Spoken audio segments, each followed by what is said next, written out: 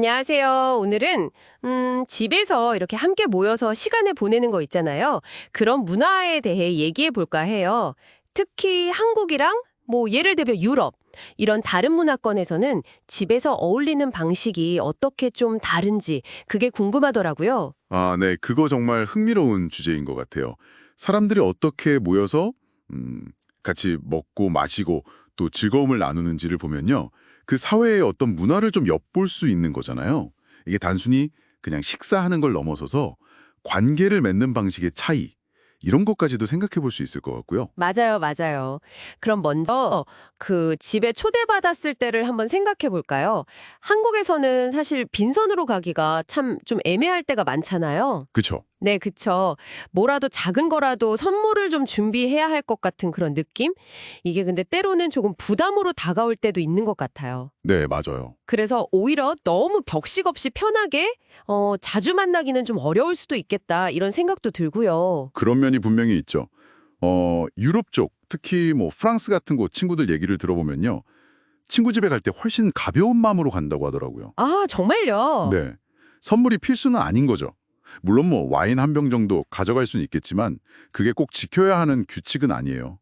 더 중요한 건 우리가 함께 모여서 즐거운 시간을 보낸다.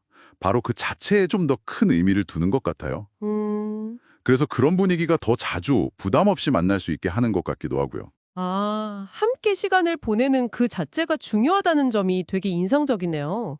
그럼 요리하는 방식은 좀 어떤가요? 한국에서는 보통 집주인이 손님들을 위해서 혼자서 많은 음식을 미리 쫙 준비하는 경우가 많잖아요. 네, 맞아요. 그 손님 맞이를 위해서 막 애쓰는 모습? 네, 그게 좀 익숙한 풍경이죠. 그렇죠. 근데 유럽 쪽은 좀 다른 경험을 하는 경우가 많은 것 같아요. 예를 들어서 저녁 식사에 초대를 받잖아요.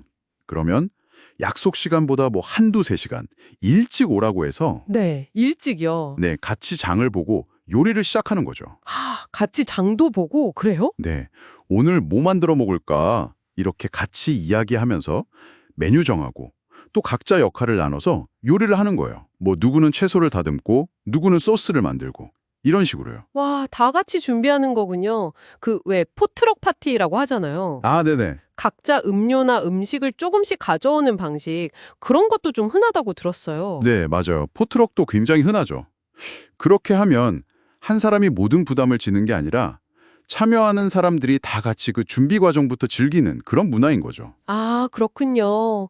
그럼 집주인은 요리 자체보다는 그냥 사람들을 모으고 장소를 이렇게 마련해주는 역할? 거기에 좀 더 집중할 수 있겠네요. 그렇죠. 뭐 나는 샐러드 가져갈게. 나는 디저트 담당할게. 이렇게 딱딱 나누면 훨씬 부담이 줄어들죠.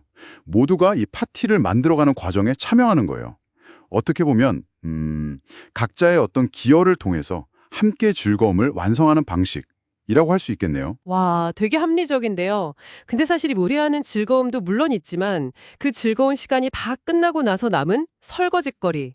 이걸 보면 약간 한숨에 나올 때가 있잖아요. 저 개인적으로는 이게 집에서 사람들을 자주 초대하기 좀 어렵게 만드는 큰 이유 중 하나라고 생각하거든요. 바로 그 지점. 네. 거기서 이제 기술의 역할이 확 커지는 것 같아요. 유럽 가정에서는 식기세척기 사용이 상당히 보편적이거든요. 아, 식기세척기. 네. 요리하면서 사용한 조리 도구들 있잖아요. 그런 걸 중간중간 바로 넣고 또 식사가 끝난 후에도 접시나 컵을 바로 넣어서 그냥 작동시키는 거죠.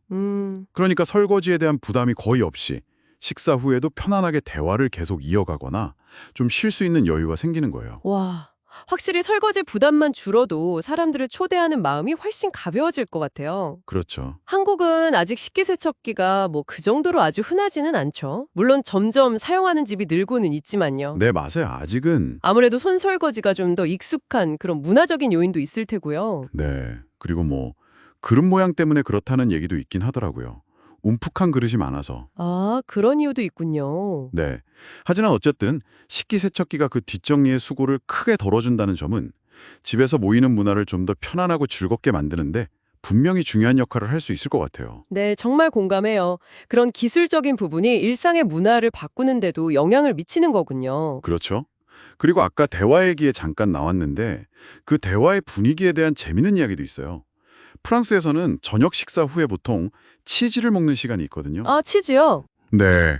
근데 이 치즈를 먹기 시작하면 그때부터는 대화의 분위기가 훨씬 더 편안해지고 농담도 좀 더 자유롭게 하는 그런 경향이 있다고 해요. 오, 신기하다. 그래서 약간 이제 우리 치즈 먹잖아. 이 말이 마치 이제 격식은 좀 내려놓고 편하게 이야기하자 이런 신호처럼 쓰이기도 한다니까 재미있죠. 와, 치즈가 대화의 분위기를 바꾸는 열쇠라니.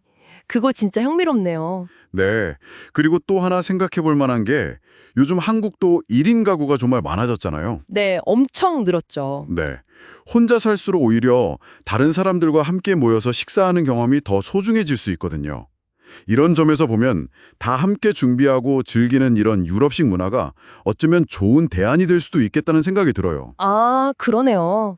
친구들끼리 뭐 요일을 정해서 돌아가면서 저녁을 같이 준비해 먹는다거나 아니면 공동주방 같은 공간을 활용하는 것도 방법이 될 수 있겠죠. 어떻게 보면 친구가 또 다른 의미의 가족이 되어주는 느낌이랄까요? 친구가 또 다른 가족이 된다. 좋은 말이네요. 오늘 이렇게 이야기를 쭉 나눠보니까 유럽식 홈파티는 한 사람의 어떤 노력이나 부담에 의존하기보다는 정말 다 함께 만들어가는 즐거움에 좀 더 초점을 맞춘다는 점이 인상 깊었어요. 네. 특히 그 설거지처럼 즐거움 뒤에 필연적으로 따라오는 부담을 기술, 그러니까 식기세척기의 도움을 받아서 해결하면서 모임 자체를 더 편안하게 즐길 수 있게 되었다는 점도 다시 한번 생각해 볼 만하고요. 맞아요. 결국 가장 중요한 건 어떻게 하면 이 자리에 모인 모두가 함께 더 즐겁고 또 편안하게 시간을 보낼 수 있을까 하는 그런 고민인 것 같아요. 오늘 나눈 이야기처럼 뭐 요리나 뒷정리 같은 일들을 꼭 혼자 다 짊어지려고 하기보다는 역할을 좀 나누거나 아니면 편리한 도구의 도움을 받는 것만으로도 집에서의 모임이 훨씬 더 풍성해지고 부담 없어질 수 있지 않을까요? 네, 맞아요. 여러분도 주변 사람들과 어떻게 하면 더 즐거운 시간을 함께 만들 수 있을지 한 번쯤 생각해 보시면 좋겠습니다.